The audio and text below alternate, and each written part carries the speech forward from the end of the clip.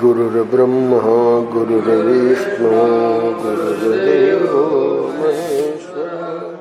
गुरुः साक्षात् परं ब्रह्म तस्मै श्री गुरुवे नमः। रामं रामानुजं सीतां भरतं भरतानुजं सुग्रीवं वायुसूनुं च प्रणमामि पुनः पुनः।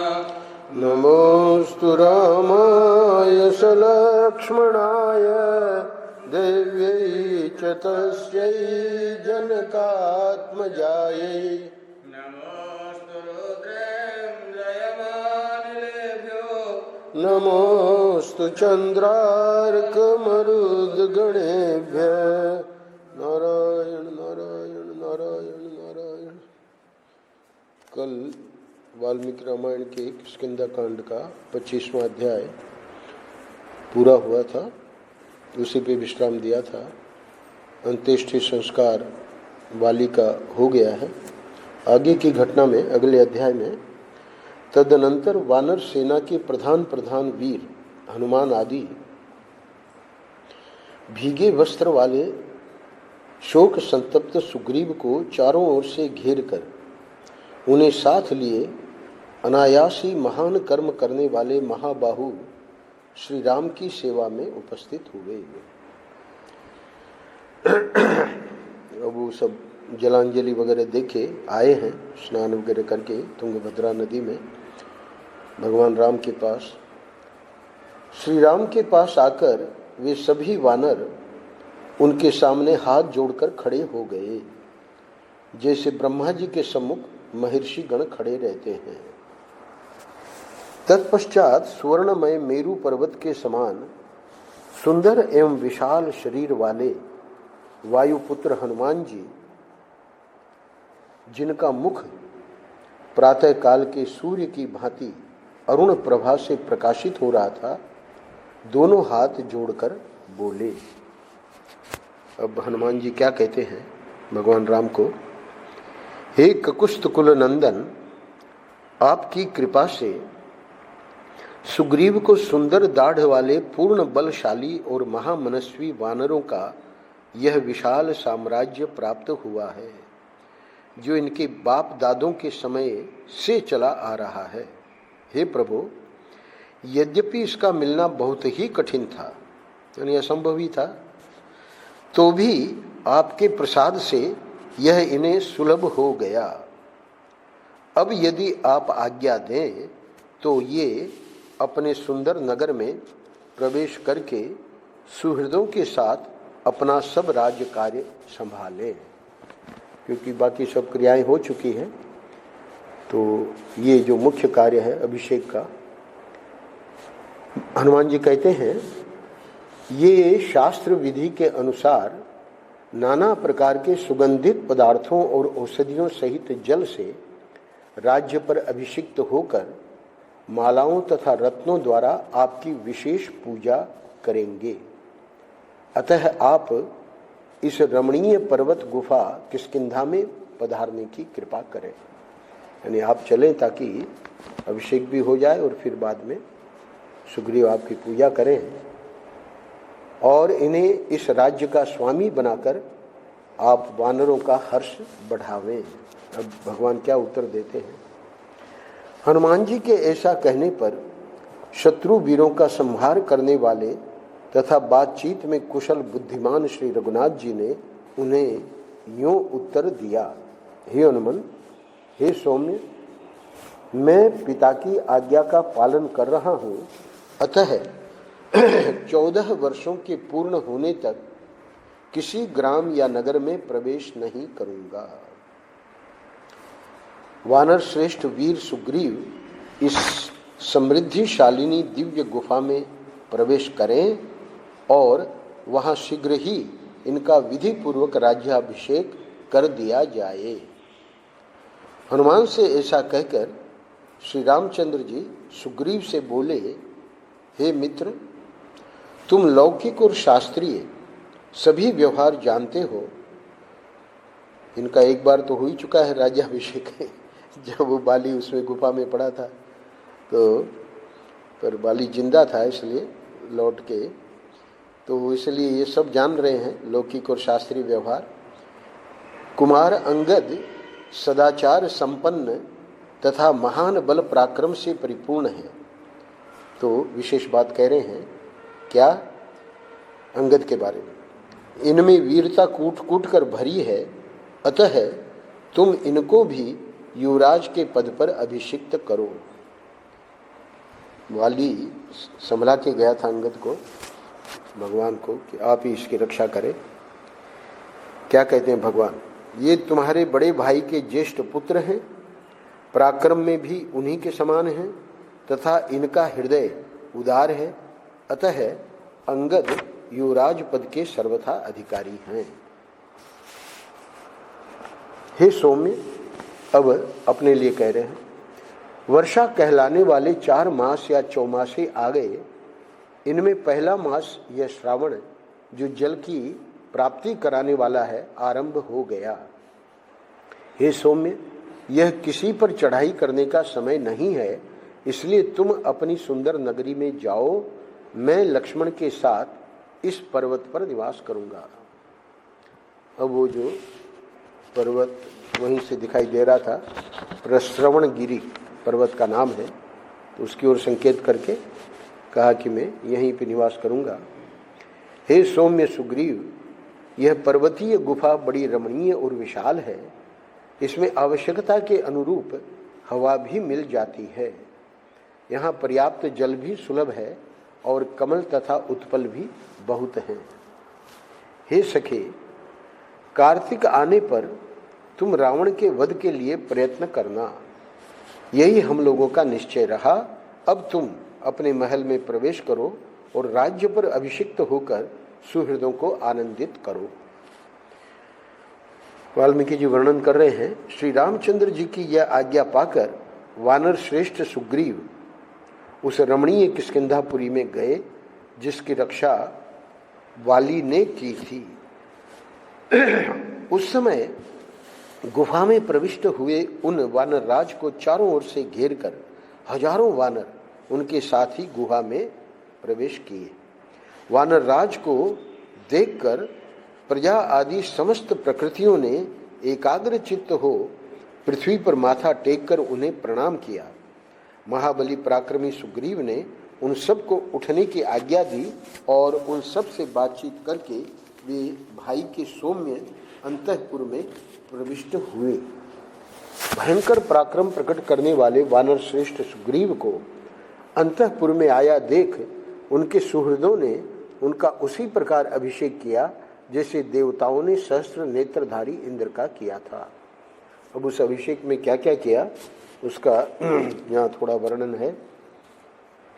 पहले तो वे सब लोग उनके लिए स्वर्ण भूषित श्वेत छत्र, सोने की डांडी वाले 2 सफेद चमर, सब प्रकार के रत्न, बीज और औषधियाँ, दूध वाले वृक्षों की नीचे लटकने वाली जटाएं, श्वेत पुष्प, श्वेत वस्त्र, श्वेत अनुलेपन, जल और थल में होने वाले सुगंधित फूलों की मालाएं, दिव्य चंदन, नाना प्रकार के बहुत से सुगंधित पदार्थ, अक्षत, सोना, मधु, घी, दही, व्याघ्र चर्म, सुंदर एवं बहुमूल्य जूते, अंगराग, गोरोचन और मैंसिल आदि सामग्री लेकर वहां उपस्थित हुए। साथ ही हर्ष से भरी हुई 16 सुंदरी कन्याएं भी सुग्रीव के पास आईं। तदनंतर उन सब ने श्रेष्ठ ब्राह्मणों को नाना प्रकार के रत्न, वस्त्र और भक्ष्य पदार्थों से संतुष्ट करके वानर श्रेष्ठ सुग्रीव का विधि पूर्वक अभिषेक कार्य आरंभ किया। यहाँ वाल्मीकि जी ने स्पष्ट लिखा है श्रेष्ठ ब्राह्मणों के द्वारा अभिषेक किया गया। तो जैसे मैंने बताया वैज्ञानिकों को भी ये पता लगा है कि वानर मनुष्यों के जैसे ही एक जाति थी,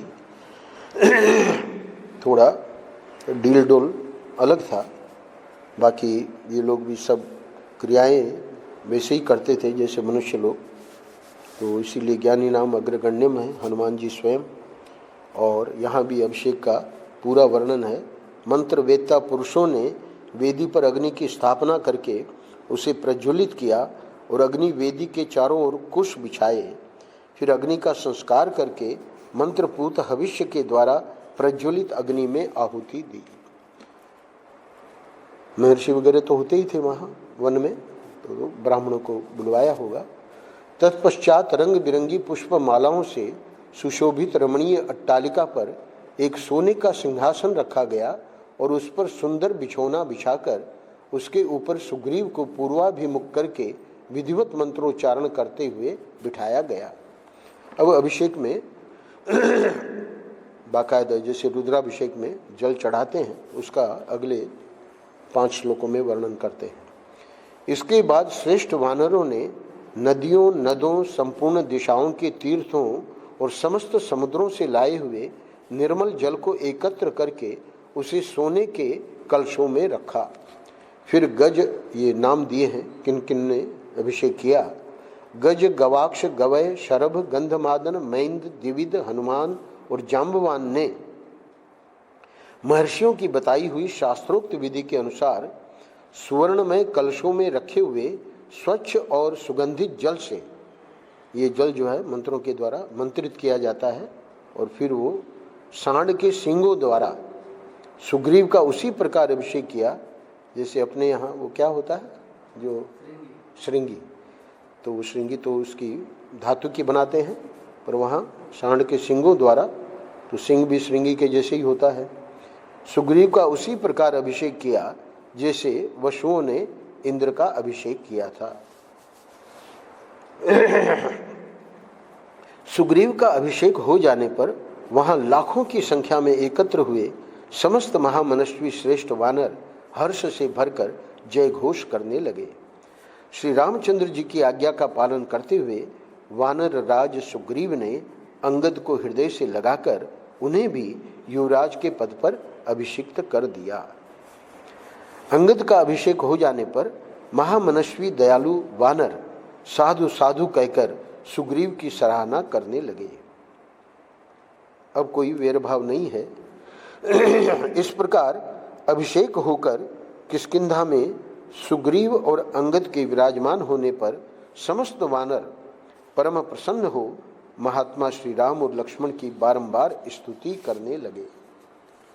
उस समय पर्वत की गुफा में बसी हुई किष्किंधापुरी हृष्ट पुष्ट प्रवासियों से व्याप्त तथा ध्वजा पताकाओं से सुशोभित होने के कारण बड़ी रमणीय प्रतीत होती थी। बड़ी बड़ी गुफाएं होती थी। तो बहुत गुफाओं का लोप हो गया है, पर सतयुग की बात है, त्रेता युग की बात है। वानर सेना के स्वामी पराक्रमी सुग्रीव ने महात्मा श्री रामचंद्र जी के पास जाकर अपने महाभिषेक का समाचार निवेदन किया और अपनी पत्नी रूमा को पाकर उन्होंने उसी प्रकार वानरों का साम्राज्य प्राप्त किया जैसे देवराज इंद्र ने त्रिलोकी का साम्राज्य प्राप्त किया था। 26वां अध्याय पूरा होता है। जब वानर सुग्रीव का राज्याभिषेक हो गया और वे किष्किंधा में जाकर रहने लगे, उस समय अपने भाई लक्ष्मण के साथ श्री राम जी प्रश्रवण गिरी पर चले गए। वहां चीतों और मृगों की आवाज गूंजती रहती थी। भयंकर गर्जना करने वाले सिंहों से वह स्थान भरा था। नाना प्रकार की झाड़ियां और लताएं उस पर्वत को आच्छादित किए हुए थीं और घने वृक्षों के द्वारा वह सब ओर से व्याप्त था। ये जो हिंसक पशु हैं, सिंह, चीता वगैरह, इनके बारे में स्टडी करिए वैज्ञानिकों ने। जब तक बलशाली होते हैं तब तक मनुष्य पर आक्रमण नहीं करते। जब सिंह या चीता किसी काम का नहीं रहा, चलने लायक भी नहीं रहा, तब वो देखता है कि मनुष्य अगर आसपास में है तो उसके ऊपर आक्रमण करता है। अन्यथा ये जो हैं दौड़ के और शिकार करते हैं। रीछ, वानर, लंगूर और बिलाव आदि जंतु वहाँ निवास करते थे। वहाँ पर्वत मेघों के समूह सा जान पड़ता था। दर्शन करने वाले लोगों के लिए वह सदा ही मंगलमय और पवित्र कारक था। उस पर्वत के शिखर पर एक बहुत बड़ी और विस्तृत गुफा थी। लक्ष्मण सहित श्री राम ने उसी का अपने रहने के लिए आश्रय लिया। रघुकुल का आनंद बढ़ाने वाले निष्पाप श्री रामचंद्र जी वर्षा का अंत होने पर सुग्रीव के साथ रावण पर चढ़ाई करने का निश्चय करके वहां आए थे। उन्होंने लक्ष्मी की वृद्धि करने वाले अपने विनय युक्त भ्राता लक्ष्मण से यह समयोचित बात कही। भगवान कहते हैं, हे सुमित्रा कुमार, यह पर्वत की गुफा बड़ी ही सुंदर और विशाल है। यहाँ हवा के आने जाने का भी मार्ग है। हम लोग वर्षा की रात में इसी गुफा के भीतर निवास करेंगे। पर्वत का यह शिखर बहुत ही उत्तम और रमणीय है। सफ़ेद, काले और लाल हर तरह के प्रस्तर खंड इसकी शोभा बढ़ा रहे हैं। यहाँ नाना प्रकार के धातुओं की खानें हैं। पास ही नदी बहती है, उसमें रहने वाले मेंढक यहाँ भी उछलते कूदते चले आते हैं। नाना प्रकार के वृक्ष समूह इसकी शोभा बढ़ाते हैं। सुंदर और विचित्र लताओं से यह शैल शिखर हरा भरा दिखाई देता है। भांति भांति के पक्षी यहाँ चहक रहे हैं तथा सुंदर मोरों की मीठी बोली गूंज रही है। मालती और कुंद की झाड़ियाँ, सिंधुवार, शिरीष, कदम्ब, अर्जुन और सर्ज के फूले हुए वृक्ष इस स्थान की शोभा बढ़ा रहे हैं। यह पुष्करिणी खिले हुए कमलों से अलंकृत हो बड़ी रमणीय दिखाई देती है। यह हम लोगों की गुफा से अधिक दूर नहीं होगी। हे सौम्य, यहाँ का स्थान ईशान कोण की ओर से नीचा है, अतः यहाँ यह गुफा हमारे निवास के लिए बहुत अच्छी रहेगी। पश्चिम दक्षिण के कोण की ओर से ऊंची यह गुफा हवा और वर्षा से बचाने के लिए अच्छी होगी। टिप्पणी में दिया है, ईशान कोण की ओर नीची तथा नैऋत्य कोण की ओर से ऊंची होने से उसका द्वार नैऋत्य कोण की ओर था, यह प्रतीत होता है। इससे उसमें पूर्वी हवा और उधर से आने वाली वर्षा का प्रवेश नहीं था। आगे कहते हैं भगवान, हे सुमित्रानंदन, इस गुफा के द्वार पर समतल शिला है जो बाहर बैठने के लिए सुविधाजनक होने के कारण सुखदायिनी है। यह लंबी चौड़ी होने के साथ ही खान से काटकर निकाले हुए काले रंग की है। हे तात, देखो, यह सुंदर पर्वत शिखर उत्तर की ओर से कटे हुए कोयलों की राशि तथा घूमने हुए मेघों की घटा के समान काला दिखाई देता है। इसी तरह दक्षिण दिशा में भी इसका जो शिखर है वह श्वेत वस्त्र और कैलाश श्रृंग के समान श्वेत दिखाई देता है। नाना प्रकार की धातुएं इसकी शोभा बढ़ाती हैं। इस गुफा के दूसरी ओर त्रिकूट पर्वत के समीप बहने वाली मंदाकिनी के समान तुंगभद्रा नदी बह रही है। उसकी धारा पश्चिम से पूर्व की ओर जा रही है। उसमें कीचड़ का नाम भी नहीं है। चंदन, तिलक, साल, तमाल, अतिमुक्तक, पद्मक, सरल और शोक आदि नाना प्रकार के वृक्षों से उस नदी की कैसी शोभा हो रही है। जलबेत, तिमिद, बकुल, केतक, हिमताल, तिनिश, नीप, स्थलबेत आदि भांति भांति के तटवर्ती वृक्षों से जहां जहां सुशोभित हुई यह नदी वस्त्राभूषणों से विभूषित श्रृंगार सज्जित युवती स्त्री के समान जान पड़ती है। आगे वर्णन करते हैं भगवान वहाँ की सुंदरता का।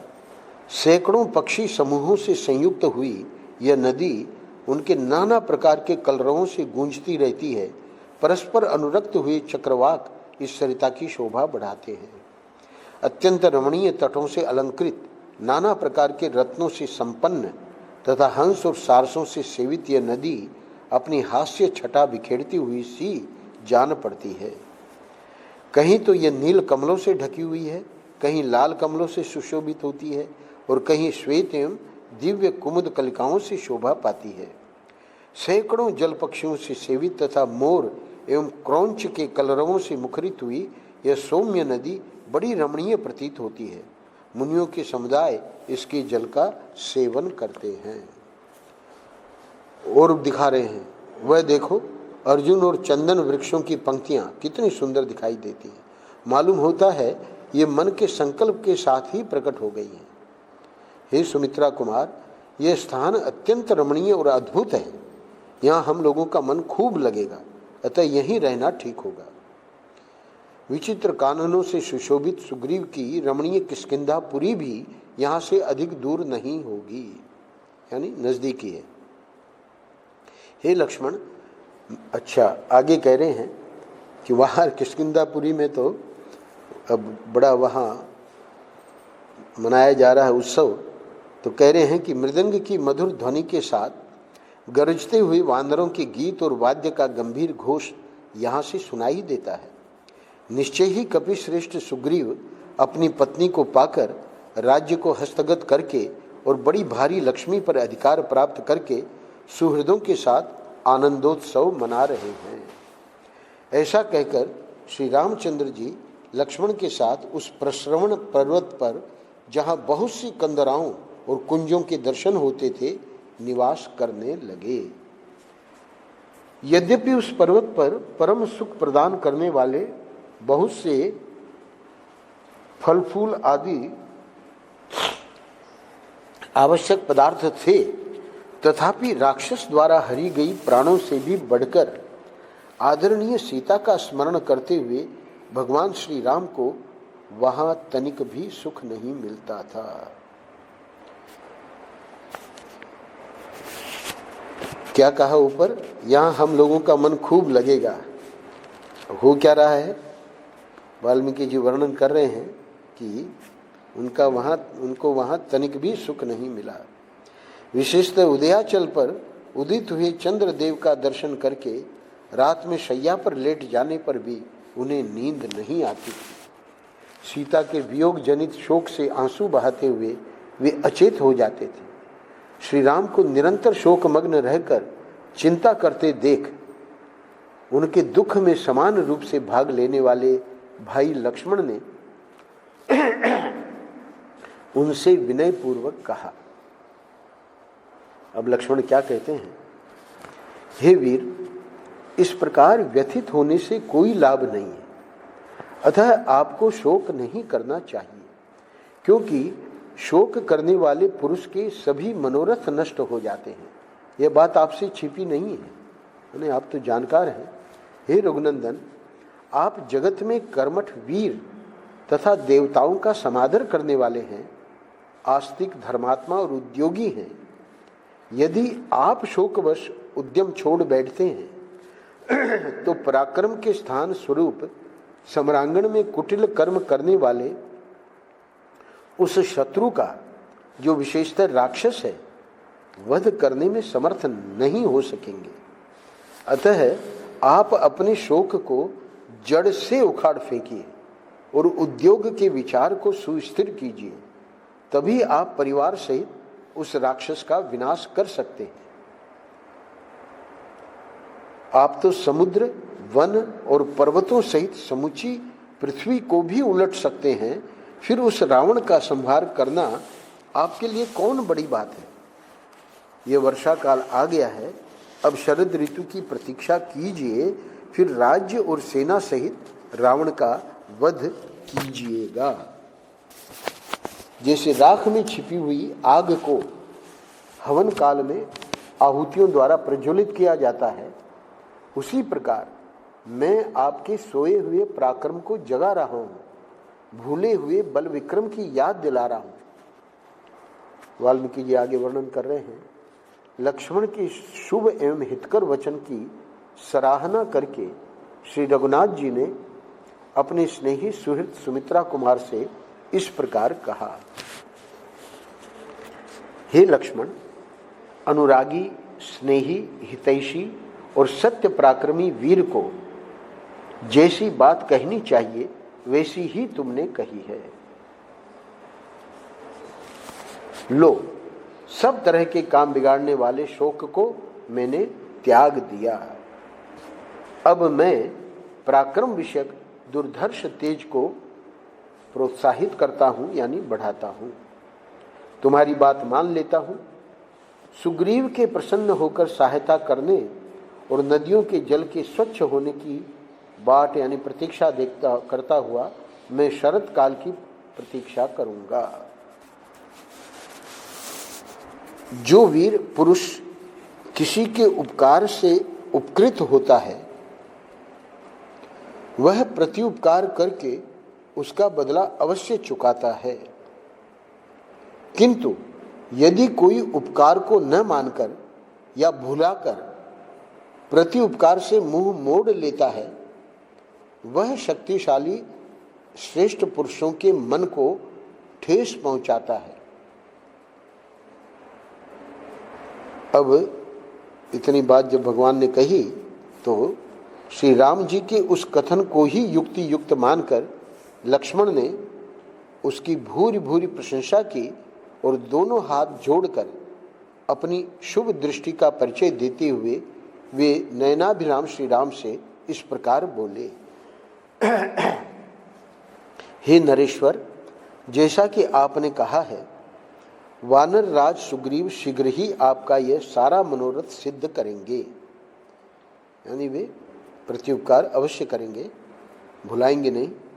अतः आप शत्रु के संहार करने का दृढ़ निश्चय लिए शरतकाल की प्रतीक्षा कीजिए और इस वर्षा काल के विलंब को सहन कीजिए।